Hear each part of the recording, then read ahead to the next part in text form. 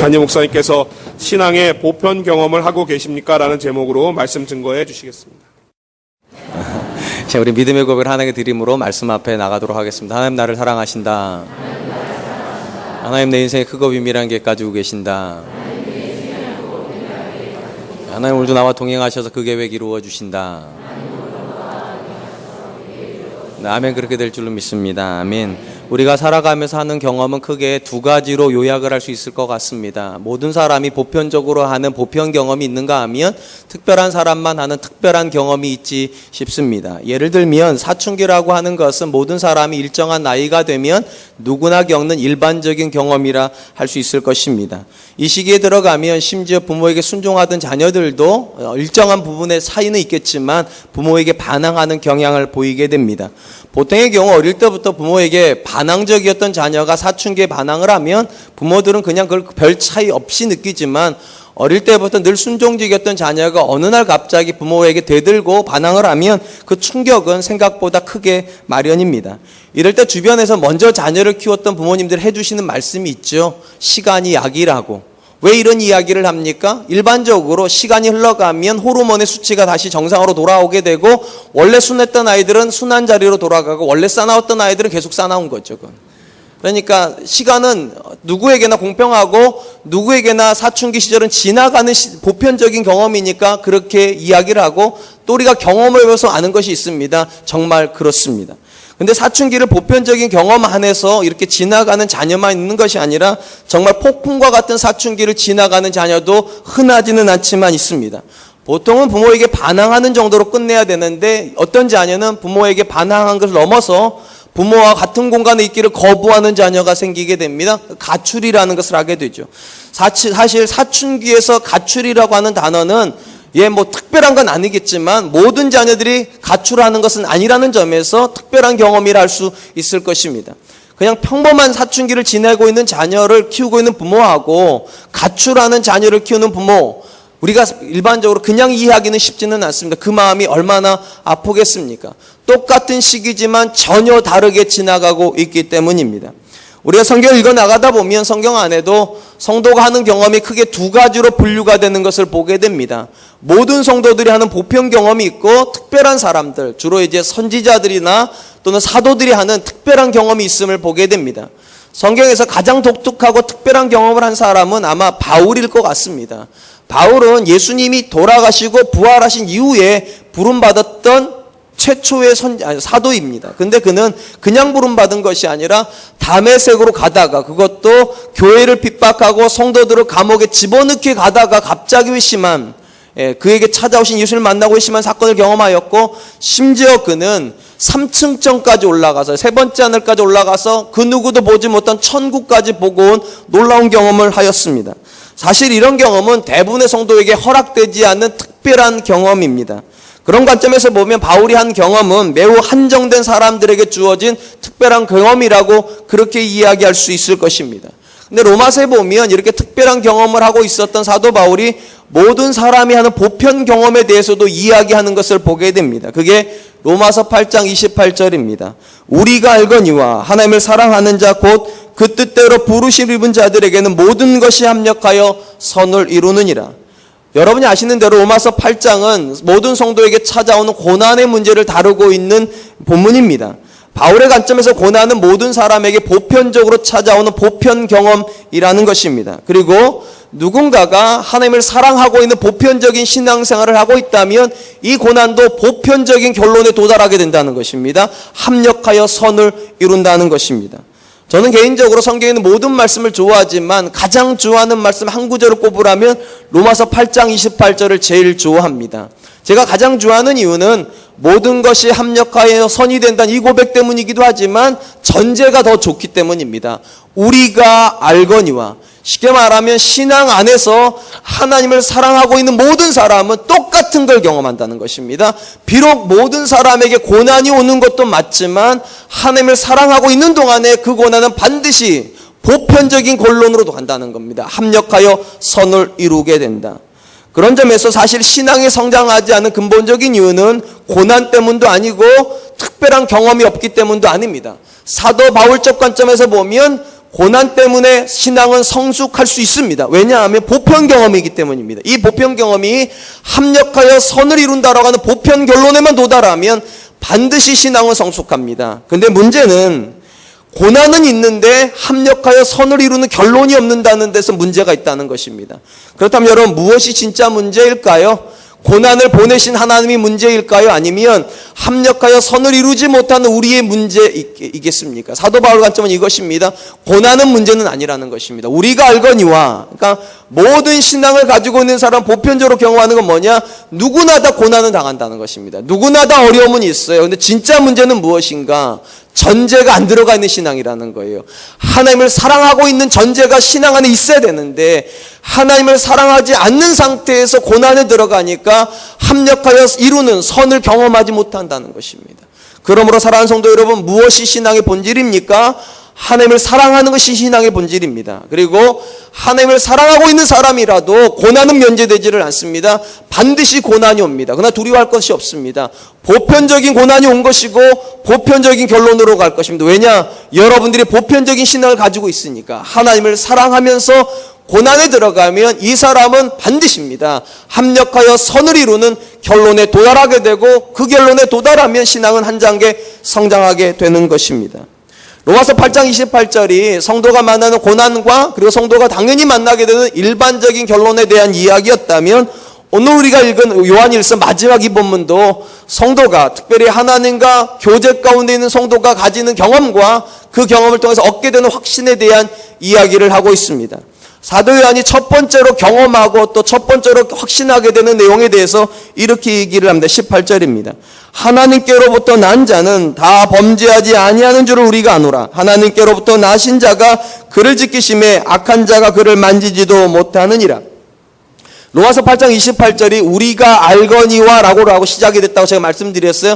보편 경험에 대한 선언입니다. 근데 이 본문도 똑같습니다. 18절도 보니까 우리가 알거니와 이렇게 시작되어 있어요. 우리가 아노라. 쉽게 말하면 하나님과 교제하는 신앙을 하고 있는 모든 사람이라면 앞으로 말하는 모든 내용에 대해서 누구나 다 아는 내용이라는 것입니다. 누구나 아는 내용이 첫 번째가 무엇인가?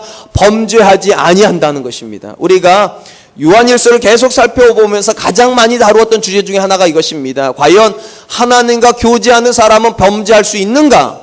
문자적으로는 범죄할 수 없다 말을 했습니다. 근데 여러분, 우리가 이 말의 의미를 이미 알고 있죠.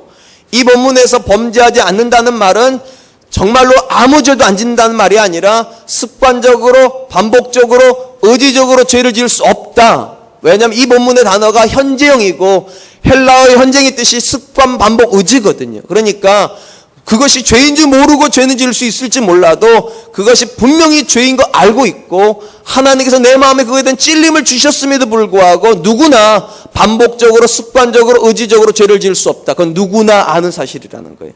믿음 안에서 하나님과 교제하고 있는 사람이라면 누구나 아는 사실이다.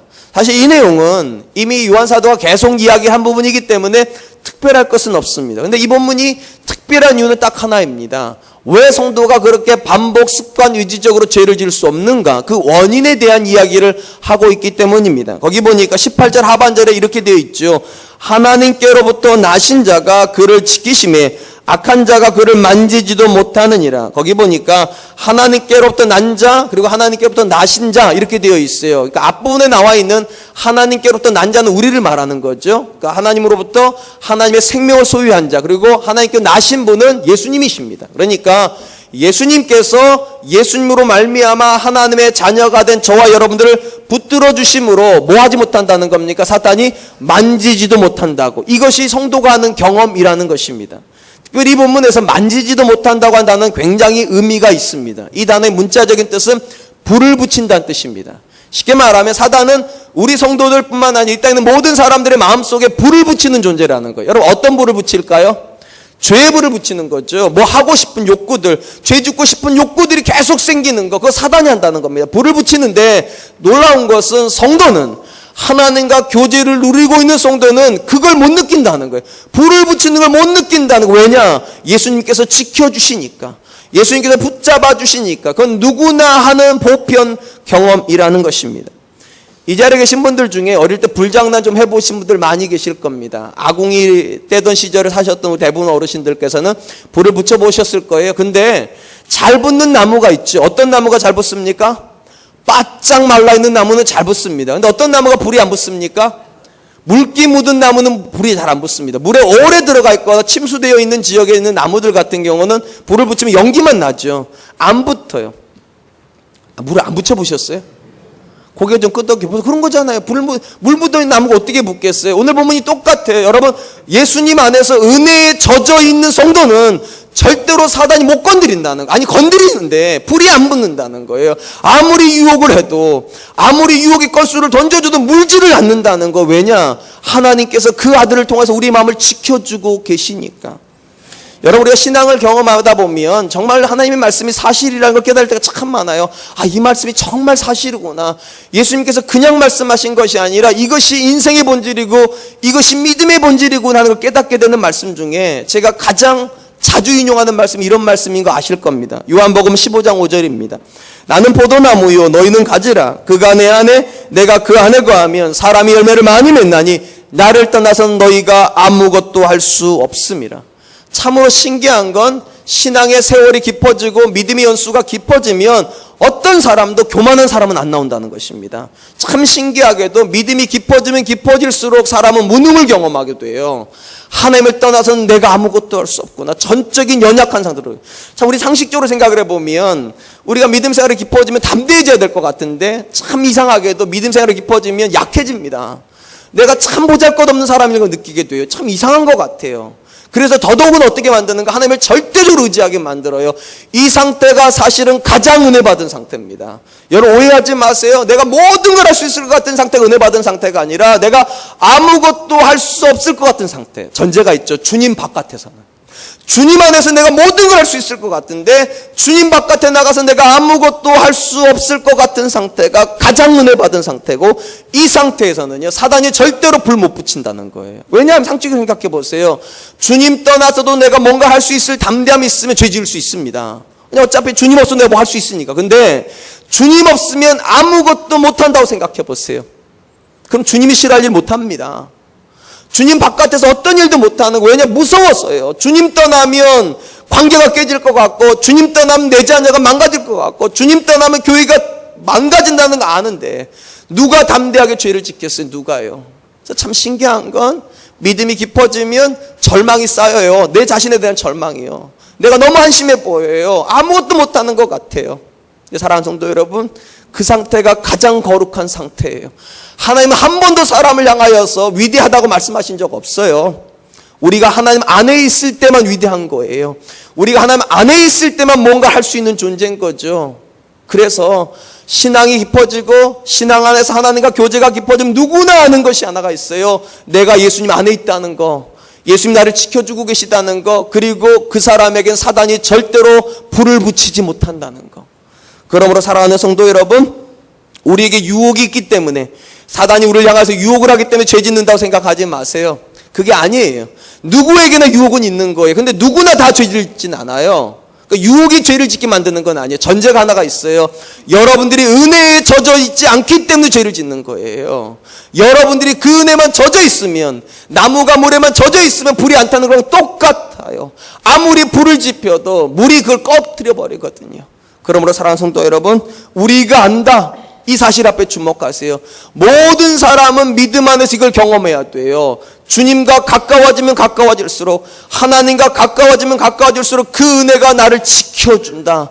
그 은혜 안에서 어떤 유혹 앞에서도 흔들리지 않으며 어떤 문제 앞에서도 좌절하지 않는 경험을 하게 된다. 그러므로 사랑하는 성도 여러분, 전 저와 여러분들이 은혜에 젖어 있기를 축원드립니다. 예수 그리스도가 여러분의 마음을 지키시기를 축원드립니다. 분명한 것은 사단은 지금도 할 수만 있으면 수많은 사람들에게, 심지어 저와 여러분들도 예외는 아닙니다, 마음에 불을 지피려고 할 것입니다. 유혹받게 할 것이고 달콤한 유혹으로 쓰러뜨리려고 할 것입니다. 근데 여러분 명심하십시오. 우리 힘으로 이길 수 있는 유혹은 유혹이 아닙니다. 우리 힘으로 이길 수 없는 유혹이니까 유혹인 거고요. 사단은 우리가 감당할 수 없는 유혹으로 우리를 유혹을 해요. 근데 왜 감당할 수 있습니까? 이건 딱 하나예요. 우리를 붙들어주고 계신 분이 계시니까. 나를 떠나서 너희가 아무것도 할 수 없음이라. 그 믿음 가운데서 나로 하여금 절망적인 이 상태를 가지고 주님을 끝까지 붙잡고 주님을 절대로 놓아주지 않는 이 상태가 사실은 성도를 하여금 가장 안전을 경험하게 만든다는 것입니다. 스스로에게 한번 물어보시기 바랍니다. 여러분의 영혼은 안전하십니까? 사단이 아무리 불을 붙이려고 해도 여러분은 흔들리지 않습니까? 감사하세요. 여러분의 능력이 그렇게 된 게 아니에요. 예수님이 여러분을 붙잡아주고 계시기 때문이에요. 근데 혹시 여러분들은 손대면 톡 하고 터질 것 같은 사람이십니까? 그냥 나이탑불만 한 번만 붙이면 그냥 불타버릴 것 같은 사람입니까? 여러분, 마른 장작이세요. 은혜가 하나도 없는 거예요. 건들기만 하면 죄송해요, 분노가 나오고, 건들기만 나오면 불평 나오고, 건들기만 하면 누군가를 향한 저주가 나오십니까? 위험한 상태에 있어요. 아무리 여러분들이 교회를 열심히 다니고 위험한 거예요. 우리가 알거니와 하나님께서 그분으로 말미암아 나온 자녀들은 누구로 지켜주신다고요? 예수님으로 지켜주신다고. 어떻게 해요? 은혜의 감격을 주심으로, 은혜의 감격이 날마다 젖어 있음으로 지켜주세요. 전 저와 여러분들이 그럴 수 있기를 축원드립니다. 만약 그렇지 못하다면 하나님께 기도해야 돼. 하나님, 나에게도 그 감격을 달라고. 이건 모든 사람이 믿음 안에서 경험하고 있는 보편 진리이기 때문입니다. 두 번째로, 요한사도는 하나님과 교제 가운데 있는 성도라면 누구나 보편적으로 경험하고 또 확신을 가지고 있는 내용이 있다라고 말합니다. 그게 19절입니다. 또 아는 것은 우리는 하나님께 속하고 온 세상은 악한 자 안에 처한 것이라. 요한사도 하나님과 교제 가운데서 정상적인 신앙생활하고 있는 사람이라면 누구나 또 하나의 확신을 가지게 된다는 겁니다. 하나님이 나를 특별하게 대하신다. 세상에 있는 사람들과 똑같이 나를 대하시는 것이 아니라 나를 특별하게 대하심으로 나는 하나님께 속하여 있고 세상은 악한 자에게 속하여 있다는 사실을 경험하게 한다는 것입니다. 여러분, 솔직하게 한번 대답해 보시기 바랍니다. 여러분은 하나님께 여러분을 특별하게 대한다 생각하십니까? 그래서 하나님 앞에 와가지고 이렇게 따져 물어보신 적이 있어요? 죄송해요, 이렇게 말해가지고. 하나님, 왜 이렇게 나를 사랑하세요? 내가 도대체 뭘 잘했다고 하나님? 왜 나같이 이렇게 못난 사람한테 이렇게 좋은 남편 주시고 좋은 자식 주시고 좋은 교회 주셨냐고 따져 물어본 적 있어요? 왜 그렇게는 따져 묻지 않죠? 하나님, 제가 뭘 잘못했다고 그런 남편 만나게 하시고 그런 자녀 주셨고 이런 교회 주시고, 우리 이렇게는 따져 물어요. 그렇게 따지고 놓고 보면 여러분, 교회 다니는 사람이나 교회 안 다니는 사람은 차이는 하나도 없어요. 왜냐하면 세상 사람들도 날마다 그러고 있거든요. 내가 뭘 잘못했다고, 전생에 무슨 죄를 지어가지고 맨날 그 타령하고 있어요. 사랑하는 성도 여러분, 성도는 그렇게 고백을 하지 않아요. 사도행전에 하는 말이 무엇입니까? 우리가 아는 것이 또 있다는 거예요. 우리는 하나님께 속하여 있다고. 이게 특별하다는 거예요. 하나님이 왜 이렇게 나를 사랑하시는지, 아무리 봐도 교회 안 다니는 저 사람하고 나하고 차이가 하나도 없는데 왜 나는 이렇게 행복할까? 왜 나는 이렇게 내 남편을 바라보는 시선이 따뜻할까? 왜 나는 내 자녀를 보는 게 이렇게 사랑스러울까? 왜 나는 우리 교회에 오는 것이 이렇게 즐거울까? 그래서 제가 숨을 꼼빡하면 하면 아멘 하시라는 거잖아요. 아멘 하면 참 좋잖아요. 사랑하는 성도 여러분, 분명한 건 이것입니다. 믿음 안에 있는 사람이라면 다 느끼는 게 하나가 있어요. 나는 특별하구나. 내가 특별해서가 아니라 하나님 나를 바라보신 시선이 너무 특별하시구나. 왜 이렇게 나를 사랑하실까? 왜 나를 향해서 이렇게 특별한 배려를 해주시는 것일까? 여러분, 성경에 보면 하나님께서 이스라엘 백성을 구별하시는 내용들이 참 많이 나와요. 가장 대표적인 게 열재앙에 대한 이야기죠. 여러분이 잘 아시는 대로 이스라엘이 400년 동안 애굽에서 노예 생활을 했습니다. 그때 애굽 땅 중에 고센 땅이라고 하는 특별한 땅에서 이스라엘이 거했었는데, 열장이 내릴 때 하나님께서 특이한 일을 하시죠. 고센 땅을 이 열장에서도 분리를 해냈어요. 근데 여러분, 처음부터 분리시키는 건 아니죠. 첫 번째 재앙부터 세 번째 재앙까지는 다 같이 당하게 하십니다. 고센 땅뿐만 아니라 애굽에 있는 모든 사람이 당하게 하시다가 네 번째 재앙부터는 놀랍게도 고센 땅에서는 이 고난이 면제가 됩니다. 그러니까 네 번째부터 열 번째 재앙까지는 면제가 돼요. 그럼 궁금한 건 이거예요. 왜 첫 번째부터 분류시키시지? 애초부터 고난을 주지 마시지. 왜 세 번째까지는 당하게 하시다가 네 번째부터 면제시켜 주셨을까? 이유가 안 나와요, 성경에요. 근데 여러분, 어렵지 않게 짐작할 수 있습니다. 여러분 잘 아시다시피 신앙의 여정은 절대로 고난이 면제되는 여정은 아닙니다. 우리도 고난 당합니다. 근데 여러분, 하나님 주신 메시지 뭔가 1번부터 3번까지만 당한다는 거예요. 할렐루야. 여러분, 10가지 재앙이라고 말을 하면 1번부터 3번까지는 면제를 안 시켜주세요. 그러니까 모든 성도는 기본적으로, 죄송해요, 남편 때문에 속 좀 썩어야 돼요. 자녀 때문에 속 좀 썩어야 돼요. 여러분의 건강 때문에 속 좀 썩어요. 그건 보편적인 거예요. 그런데 놀라운 것은 정말로 여러분의 영을 쓰러뜨리는 고난은 안 주십니다. 여러분 아시다시피 재앙이라고 하는 열재앙이래요. 뒤로 갈수록 힘들어요. 뒤로 갈수록 도무지 자기 힘으로 견딜 수 없는데 앞에 세 가지는요 제법 견딜만 합니다. 하나님께서 우리에게 주시는 고난은 그렇다는 거예요. 우리도 그들과 똑같은 고난을 당하는 것 같지만 절대로 똑같은 고난은 아니에요. 견딜 수 있는 고난만 주시고 견딜 수 없는 고난은 면제시켜 주세요. 왜냐? 하나님의 자녀이니까.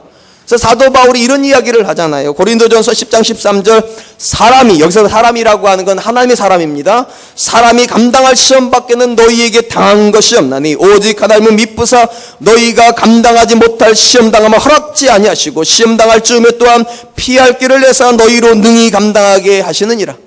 바울의 생각도 똑같아요. 하나님께서 절대로 우리에게 시험과 고난을 면제시켜 주시진 않아요.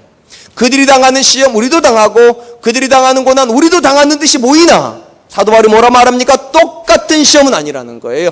성도에게는 오직 감당할 시험만 온다. 쉽게 말하면 1부터 3까지 재앙만 오지 4부터 10까지 재앙은 안 온다는 거예요.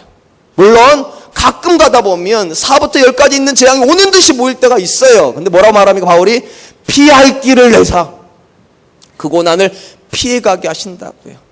사랑하는 성도 여러분, 이것은 누구나 하는 보편 경험이에요. 혹시 여러분 스스로 다른 사람들이 전생 얘기할 때 진짜 전생 있는 것 같아. 나 왜 이렇게 고난당하지? 그러신 분들 계세요. 신앙생활 잘못하고 계신 거예요. 그런 일은 없어요. 하나님께서 여러분들 향해 성경해 주신 메시지 뭡니까? 눈동자와 같이 보호하신대잖아요. 눈동자와 같이 하나님께 지켜보신다고 하시는데 우리가 똑같은 고난을 당할 수는 없어요. 특별히 하나님께서 네 번째 재앙부터 이스라엘을 구별하실 때 왜 구별하시는가? 이렇게 말씀하시면서 구별을 하세요. 출애굽기 8장 22절입니다. 그날에 나는 내 백성이 거주하는 고센 땅을 구별하여 그곳에는 파리가 없게 하리니 이로 말미암아 이 땅에서 내가 여호와인 줄을 내가 알게 될 것이라. 이 메시지가 누구한테 준 메시지냐? 바로에게 준 메시지입니다. 여러분 상식적으로 생각을 해보면 고센 땅은 애굽 땅입니다. 그러니까 애굽 땅에 고센 땅이 들어가 있고 고센 땅에 이스라엘이 들어가 있다면 여러분 그 땅에서 이스라엘에 살고 있는 동안에는 누구 백성인 겁니까? 바로의 백성인 겁니다. 고센 땅에 살고 있어요. 근데 하나님 뭐라고 말씀하시는가? 고센 땅이 네 땅이라고 해서 그 땅에 있는 백성까지 네 거라고 생각하지 말라고. 똑같아요. 세상에 우리가 살고 있다고 해서 세상에 속해 있는 거라 생각하지 말라고. 그 땅에 있는 백성은 내 백성이라고. 고센 땅에 있는 백성은 내 백성이니까 내가 주는 고난에서 그들은 면제시킬 거라고. 그래서 너희와 그들이 다르다는 걸 내가 보여주겠다. 이쯤 하면 아멘 하시면 저한테 은혜가 참 돼요. 사랑하는 성도 여러분, 맞아요. 고센 땅 애굽 땅이에요. 그러니까 바로가 이렇게 생각하죠. 내 백성이라고 말을 한단 말이죠. 하나님 말씀하세요. 고센 땅이 네 땅이라고 하여서 그 땅에 있는 백성이 네 백성이라고 착각하지 말라고. 그 백성은 내 백성이라고. 사랑하는 성도 여러분, 우리가 살고 있는 세상은 어찌 보면 사단이 말해요. 내 거라고. 여기도 있잖아요. 세상은 악한 자에 속해 있다고. 근데 하나님 뭐라 말씀하십니까? 세상이 악한 자의 통치권에 있다고 하여 사랑하는 성도들도 그들 거라고 생각하지 말라고. 그는 내 거라고. 그는 내 거라고. 그는 내 거라고. 그는 내 거라고. 아시네요? 맞아요. 이건 아멘 해야 돼요. 왜냐 그 진리가 여러분 거예요. 여러분이 세상에 있지만 세상에 속해 있는 것이 아니라 하나님께 속해 있다고 우리가 안다고. 특별한 사람들이 아는 것이 아니라 일반적인 우리가 다 알고 있다고. 요한사도가 지금 주는 메시지도 똑같아요. 출애굽을 할 때 이스라엘이 고센 땅에 있었지만 애굽 백성이 아니라 하나님의 백성으로 하나님께 구별해 주셨던 것처럼 똑같이 우리가 세상에 있지만 세상에 속해 있는 사람이 아니라 하나님께 속해 있는 사람으로 우리를 인도해 주신다고. 그거 우리가 안다고. 그러므로 사랑하는 성도 여러분, 여러분은 너무 특별한 사람들입니다. 근데 문제는 이것이죠. 내가 그걸 느끼고 있느냐 못 느끼고 있는가 차이예요. 신앙의 보편 경험은 무엇인가 느끼는 겁니다. 하나님 나를 왜 이렇게 사랑하실까? 아무리 생각해 보아도 내게 그런 남편 주신 거 특별하고, 내게 그런 자녀 주신 거 특별하고, 내게 이런 교회 주신 거 특별하며, 내가 심지어 이 땅 가운데 태어나서 지금까지 살아온 모든 세월이 너무 특별하다고. 그게 감사의 고백이죠. 그게 감사의 고백이고 신앙의 본질이죠. 여러분 잘 아시다시피 이스라엘이 가나안 땅에서 있을 때 그들에게 가장 큰 문제가 무엇이었습니까? 도무지 그 땅을 벗어나는 힘이 없다는 거였어요. 근데 여러분 그들이 벗어날 수 있었던 이유가 무엇입니까? 그들이 바로의 백성이 아니기 때문이에요. 쉽게 말하면 하나님께서 그들을 위해서 일해 주셨기 때문에 그들이 출애굽을 반응했던 거예요. 그러니까 여러분 똑같아요. 저와 여러분들이 하나님께 속하였던 고백의 본질이 무엇입니까? 하나님이 나를 위해서 일해 주신다고 믿는 게 이게 신앙의 고백이에요. 내가 나를 위해서만 일하는 것이 아니고 내가 내 자녀를 위해서만 일하는 것이 아니라 하나님이 나를 위해서 내 자녀를 위해서 우리 교회와 우리 민족을 위해서 일해 주신다고 믿는 게 믿음의 본질이라는 거예요. 한번 정말 솔직히 한번 물어보시기 바랍니다.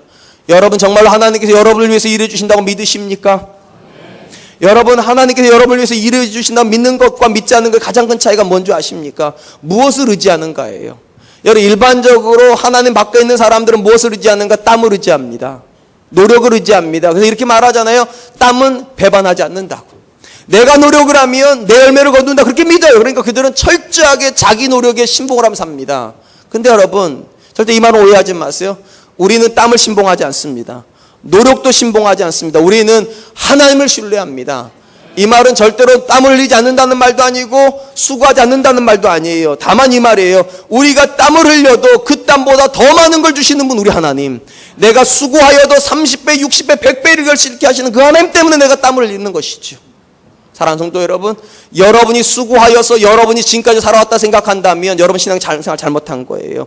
비록 내가 노력을 하였고 내가 수고하였을지라도 나는 30배를 거둔 사람이고 나는 60배를 거둔 사람이고 나는 100배를 거둔 사람이지. 나는 이런 은혜 받을 자격이 없는 사람이지. 사랑하는 성도 여러분, 우린 그런 사람인 줄로 믿습니다. 한번 잘 생각해 보시기 바랍니다. 이스라엘이 어떻게 출애굽을 했습니까? 현상적으로 보면요, 그들이 애굽을 떠났기 때문에 출애굽을 한 것 같아요. 여러분 이거 절대로 쉬운 선택은 아닙니다. 왜냐? 그들이 가나안 땅을 다 보고 떠난 게 아니에요. 가나안 땅이 그들 땅이라고 확신 갖고 떠난 게 아니에요. 400년 동안 뿌리를 내리고 살았던 땅을요, 아무 근거도 없이 오직 믿음으로 떠났으니까 대단한 거예요. 그럼 정말로 대단한 거예요. 근데 여러분, 그들이 떠났다고 하여서 출애굽의 본질이 그들의 의지입니까? 그들의 노력입니까? 그들의 땀입니까? 아니죠. 하나님께 먼저 열장을 통해서 확신을 주셨잖아요. 확신이 있었으니까 떠났다면 여러분 그들의 노력 아닙니다. 더군다나 그들이 광야를 걸어갈 때 하나님께 어떻게 하시면 그렇게 불평 많았던 사람들에게 불평을 하나님께 날마다 꺼뜨려 주셨죠. 어떻게 꺼뜨려 주셨습니까? 은혜를 주시잖아요. 반석에 물을 터뜨려 주시고요. 홍해를 갈라 주시고요. 만나와 메추라기 먹여 주시고 구름기도 불기도 인도해 주셨잖아요. 여러분 그들이 걸은 걸은 맞아요. 그들이 40년간 걸어서 들어간 땅이지만 그들이 이렇게 말한다 생각해 보세요. 우리가 40년 걸었더니만 가나안 땅에 왔다. 이렇게 말할 수 있습니까? 그렇게 말할 수 없어요. 오직 이렇게만 말하는 거죠. 하나님께서 인도해 주셔서 여기까지 왔다고. 우리가 걸어온 건 맞아요. 그들이 걸은 건 맞아요. 그들이 나온 것도 맞아요. 그들이 고난당한 것도 맞아요. 그런데 고난당한다고 거기까지 가는 건 아니에요. 열심히 걸었다고 가나안 땅에 도착하는 것도 아니라고요. 하나님이 싸워주셔서 거기까지 가는 거죠. 하나님이 준비해 주셔서 거기까지 간 거죠. 하나님이 인도해 주셔서 거기까지 간 거죠. 믿음의 사람들은 다 그걸 경험한다는 것입니다. 내가 살고 있는 것이 아니라 나와 하나님이 살고 계신다고. 내가 노력하는 것이 아니라 하나님이 나보다 더 많은 수고를 하셔서 내가 여기까지 온 거라고. 이건 단순히 믿음의 고백이 아니에요. 모든 사람이 경험하고 있는 고백이에요. 그러므로 사랑하는 성도 여러분, 하나님과 교제가 깊어지면 깊어질수록 우리가 경험하는 것은 무엇입니까? 딱 하나의 또 하나의 확신이 들어가는 거. 하나님이 나를 위해서 일해 주시는구나. 하나님이 우리 가정을 위해서 일해 주시는구나. 하나님이 우리 공동체를 위해서 일해 주시는구나. 여러분 이게 믿어지는 게 보편 경험이에요. 이게 안 믿어지면 이건 큰일 나는 거예요. 모든 사람이 하고 있는 믿음 안에 사는 경험 못하고 있는 거니까. 저는 우리 사랑과 은혜 성도님들이 이 믿음이 들어갈 수 있기를 축원드립니다. 내가 사는 것이 아니라 하나님께 속하여 있기 때문에 하나님이 나로 살게 하신다. 마지막으로입니다. 마지막으로 요한사도 하나님과 교제가 깊어지는 가운데서 성도가 보편적으로 경험하는 세 번째 것을 이렇게 이야기를 합니다. 20절입니다. 또 아는 것은, 여기도 이제 안다는 말이 나와요. 또 아는 것은 하나님의 아들이 이르러 우리에게 지각을 주사 우리로 참된 자를 알게 하신 것과 또한 우리가 참된 자 곧 그의 아들 예수 그리스도 안에 있는 것이니 그는 참 하나님이시오 영생이시니라. 자, 지금까지 두 가지 확신에 대한 이야기를 했습니다. 첫 번째 확신이 뭐냐? 예수님 나를 붙잡아 주심으로 내가 죄 가운데 들어가지 않아요. 그리고 두 번째 확신이 뭔가? 하나님께서 내 인생을 굉장히 특별하게 인도하시겠다는 확신이 들어요. 이 두 가지 확신이 들어오면 세 번째는 자연스러운 결론입니다. 어떻게 해야 됩니까? 여러분 그 하나님을 알고 싶지 않겠습니까? 나를 그렇게 특별하게 생각하셔서 아들을 보내주셨고 나를 특별하게 생각하셔서 내 모든 여정 가운데 은혜로 인도하고 계신다면 내가 하나님을 알고 싶은 건 너무나도 당연한 것입니다. 그래서 이 세 번째 확신이 그거예요. 예수 그리스도를 통하여서 하나님을 알아가는다는 거. 알아가면서 어떤 걸 알겠느냐? 지각을 가진답니다. 하나님을 향한 지각을요. 이 지각이 뭐냐? 아주 단순히 말하면 하나님이 내 아버지라는 확신을 도달한다는 거예요. 하나님이 나랑 멀리 계신 분이 아니라 하나님이 나를 정확하게 하시는 내 아버지가 맞구나. 이 본문에서 요한 사도가 우리가 하나님을 향한 이 지각에 도달하기 위한 통로로 얘기한 것은 하나님의 아들로 말미암아서입니다. 그러니까 예수님으로 말미암아서만 이 지각에 도달하게 된다는 거예요. 여러분, 우리가 예수님으로 말미암아 하나님을 알아간다고 하는 건 크게 두 가지 의미밖에 없습니다. 성경적으로 말하면 첫 번째는 예수님의 말씀을 통하여서 하나님을 알아간다는 거예요. 그러니까 쉽게 말하면 여러분, 예수님께서 주신 하나님의 말씀을 모르는데 하나님을 아는 사람은 없습니다. 절대로 없습니다. 두 번째, 예수님의 이름으로 드리는 기도로 말미암아 하나님을 알아간다는 거예요. 기도가 없는데 하나님께서 나를 아신다? 거짓말입니다. 기도가 깊어지지 않았는데 하나님께서 내 기도를 들어주신다? 모른다는 거예요. 여러분, 분명한 건 이거지 않습니까? 기도가 응답될 때야 느끼는 게 있잖아요. 하나님이 나한테 귀를 기울이고 계시는구나. 하나님이 나를 정확하게 알고 계시는구나. 우리 사랑하는 청년부 친구들하고 제가 지난 금요일날 금요철야 시간에 제가 청년부 집회를 인도했는데요. 그때 다루었던 사람이 삭개오예요. 여러분, 삭개오 보면 누가복음 19장에 나오는데 가장 놀라운 사건이 어떤 사건인 줄 아십니까? 예수님이 삭개오 집에 들어간 사건이 놀라운 사건이 아닙니다. 예수님이 나무 위에 올라가 있는 사람을 보고서요. 그 장면이 가장 놀라운 장면인데, 왜냐하면 그 순간이 예수님과 삭개오가 처음 만나는 순간이에요. 처음 만나는 순간인데 나무에 올라가 있는 삭개오를 향해서 예수님께서 어이 키 작은 청년 내려와 이러지 않으셨어요. 이름을 정확하게 불러요. 삭개오야 내려와라. 내가 오늘 너희 집에 유하여야 되리라. 여러분, 이거 기가 막힌 거 아니에요? 어떻게 이름을 아세요, 예수님께서? 심지어 이름을 알았다 치더라도 그 사람인지 어떻게 하냐고요. 저도 솔직히 우리 사랑과 은혜교 성도님들 이름은 알아요. 근데 매칭이 안 되는 거죠. 헷갈려요. 자꾸 이분인가 저분인가. 이름은 아는데 매칭이 안 돼 못 불러요. 여러분, 거기 여리고성에 수많은 사람이 있고 예수님께서 삭개오라는 이름을 알았다고 쳐요. 여러분, 나무에 올라가 있는 사람이 삭개오인지 어떻게 하냐고요. 얼굴에 써져 있습니까, 삭개오라고? 몰라요. 근데 정확하게 아세요. 왜 정확히 아실까요? 이유는 딱 하나죠. 예수님께서는 여리고 땅에서 예수님을 향해서 그 정도 열정을 가지고 있는 사람은 삭개오라는 거 그거 아세요? 알고 계세요? 여러분, 그 땅에 수많은 사람이 있었지만 나무에 올라갈 정도 열정을 가지고 있는 사람은 딱 한 사람이었습니다. 삭개오예요. 그러니까 삭개오야 내려오라고 말씀하시죠. 사랑하는 성도 여러분, 수많은 사람이 신앙생활을 합니다. 그런데 여러분, 모든 사람이 하나님을 향해서 그 정도 알고 싶은 열정 가지고 있지는 않습니다. 하나님께서 정말로 여러분의 아버지 되심에 대한 확신을 가지는 사람은 흔하지 않습니다. 왠지 아세요? 그만큼 말씀 배운 사람이 많지 않기 때문입니다. 그만큼 열정적으로 기도하는 사람이 없기 때문입니다. 여러분, 예수님으로만, 오직 예수님으로만 하나님을 향한 지각을 가집니다. 하나님이 내 아버지시라는. 사랑하는 성도 여러분, 신앙사의 보편 원리가 뭐라고요? 보편 경험이에요. 모든 믿음의 사람들은 똑같은 걸 경험을 했는데 그 세 번째가 무엇인가? 하나님이 내 아버지라는 확신에 도달한다는 것입니다. 그리고 그 확신은 오직 예수님으로밖에 주어지지 않아요. 그분의 말씀을 배우지 않는 사람은 그 확신 도달하지 못합니다. 그분의 이름으로 간절히 기도해 본 적이 없는 사람은 절대로 그 확신에 도달하지 못합니다. 사랑하는 성도 여러분, 왜 우리가 말씀을 배워야 됩니까? 제가 왜 저렇게 플랜카드까지 걸면서 기도하자고 말을 합니까? 여러분, 신앙은요, 왔다 갔다 하는 게 아니기 때문이에요. 신앙은 본질적으로 열정이에요. 그분을 알아가려고 하는 열정에 의해서만 우리가 알 수가 있어요. 하나님이 나의 아버지시구나. 그리고 통로가 이미 주어졌다니까요.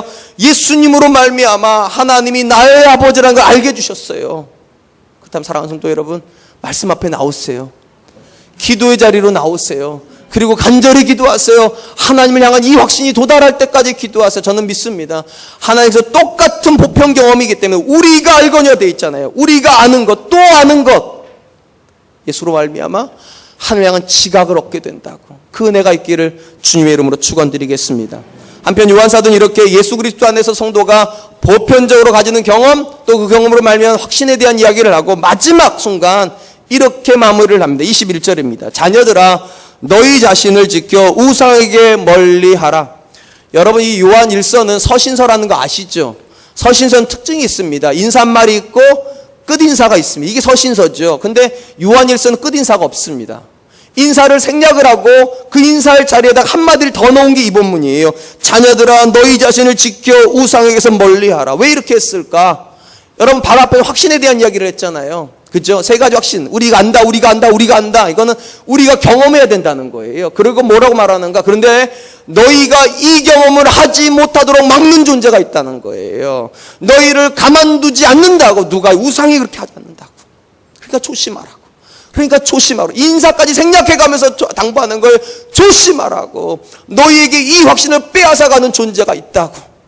사랑하는 성도 여러분, 요한 사도가 볼 때 이 편지를 받고 있는 성도들이 살고 있는 세상은 너무 위험한 세상입니다. 악한 자에게 속하여 있고 그들에게 믿음의 확신을 뺏어가고 대충대충 신앙생활하고 적절히기도 하고 적당히 헌신하는 그렇게 만든 우상이 있는 시대래요. 그러니까 조심하라고. 제가 여러분 물어보고 싶습니다. 이 서신이 쓰여진 데로부터 지금 한 2000년 정도 흘렀습니다. 지금 우리가 살고 있는 세상은 요한 사도가 살고 있는 세상보다 더 나빠졌을까, 더 좋아졌을까요? 영적으로요. 더 좋아졌을까, 더 나빠졌을까요? 더 나빠졌습니다. 어떻게 할 수 있습니까? 우리 지난 주간 놀라운 경험을 했잖아요. 미 연방 대법원에서 결정을 하나 내렸잖아요. 동성애는 더 이상 죄가 아니라고. 동성애를 합법화시켜주는 법안을 어디서 통과시켰는가? 우간다 이런 데서 통과시킨 게 아니에요. 아프리카 미지의 대륙에서 통과시킨 게 아니에요. 하나님의 땅이라고 불리는 대통령이 대통령 선수할 때 성경에도 손 얹고 하는 대통령이 그 대통령이 뭘 통과시켰다고요? 동성애를요. 인류 역사에서 여러분 동성애가 항상 죄였던 건 아니죠. 맞아요. 근데 여러분 인류 역사에서 동성애는 항상 부끄러운 행동이었습니다. 그래서 대놓고 못했어요. 근데 이제는 대놓고 해도 되는 시대가 돼버렸어요. 여러분 이런 시대로 우리가 살아요. 그런데도 그렇게 흐리멍텅하게 신앙생활 하시겠습니까? 여러분의 영혼을 그렇게 존먹어가는 정말로 나쁜 영혼들이 있는 이 시대를 살아갔는데 그렇게 확신 없이 신앙생활 하시겠습니까? 이거 요한이 답답해서 하는 말이에요. 마지막 인사를 해야 되는 지점에서까지 뭐라고 말하는가? 우상을 조심하라고. 너희의 영혼을 사냥하는 너희의 확신을 갉아먹는 그 우상을 조심하라고. 사랑하는 성도 여러분, 전 여러분들에게 똑같이 말씀드리고 싶습니다. 그럭저럭 신앙생활 하려고 하지 마세요. 여러분이 살고 있는 세상이 그렇게 그럭저럭 호락호락하지 않습니다. 우상이 가득한 세상이고요. 죄를 없애버리는 세상이라니까요. 사랑하는 성도 여러분, 그런 관점에서 여러분 또 하나의 신앙생활 하려고 하지 마시고 또 하나의 교회 만들려고 하지 마시고 확신 가운데 서십시오. 하나님이 주시는 보편적인 확신 앞에 서십시오. 그럴 때 교회는 교회 될 것이고 성도는 성도가 될 줄로 믿습니다. 이제 말씀을 맺겠습니다. 부모가 자녀를 낳아 기르는 동안에 가장 신경 쓰는 것이 무엇입니까? 내 자녀가 정상적으로 크고 있는 거 아니에요? 여러분 정상적으로 큰다는 게 뭡니까? 다른 자녀들이 옹알이 할 때 내 자녀가 옹알이 하는 거잖아요. 이 옹알이만 늦어져도 사람들이 막 미치잖아요. 다른 애들이 배밀이 할 때 내 자녀도 배밀이 해야 되잖아요. 다른 애들이 뒤집을 때 내 자녀도 뒤집어야 되잖아요. 뭐 안 뒤집으니까 자꾸 손으로 뒤집어. 왜 시켜? 다른 애들 다 했는데 내 애들 안 하니까 그런 거 아니에요. 누구나 하는 보편적인 경험인데 내가 안 하면 속상하잖아요. 여러분 하나님께서도 똑같아요. 누구나 믿음 안에 사는 보편적인 경험을 여러분이 못하면 속상하세요. 그건 당연한 거 아니에요. 속상한 거예요. 요한이 말을 해. 마지막 부분에 왔으면 끝인사를 해야 되는데 끝인사 다 생략을 하면서 확신, 우리가 하는 거 있지 않냐? 또 우리가 하는 거 있지 않냐? 또 우리가 하는 거 있지 않냐? 그거 모르면 잘못 가는 거예요. 그거 모르면 신앙 잘못 가고 있는 거예요. 사랑하는 성도 여러분, 여러분 스스로에게 물어보세요. 여러분은 이 세 가지에 대한 경험과 확신이 있습니까? 정말로 내가 이 은혜 안에 젖어 있습니까? 그래서 사탄이 아무리 불을 붙이려고 해도 불이 안 붙습니까? 나는 세상을 살아가면서 원망과 근심과 불평으로 사는 것이 아니라 날마다 하나님 앞에 내가 특별한 사람이라는 것 때문에 감사하고 살고 있습니까? 마지막 나는 매일같이 주님을 더 알고 싶어서 말씀과 기도에 창념하고 있습니까? 그것이 내가 하나님을 알아가는 유일한 통로라고 정말로 믿고 있습니까? 전 그럴 수 있었으면 좋겠습니다. 제가 가장 안타까운 게 뭔지 아세요? 너무 많은 분들이 나이가 들면 신앙이 흥미가 없어진대요. 성경에 그런 말이 어디 있어요? 나이가 들어가면 교회가 흥미가 없어지고 나이가 들어가면 신앙이 흥미가 없어지고 나이가 들어가면 기도가 안 되고 그런 게 어디 있냐고요. 모세는 120이 돼도 눈이 침침해지지 않았대요. 그러니까 사랑하는 성도 여러분 120살 때까지는 기도하세요. 120살 때까지는 성경 보세요.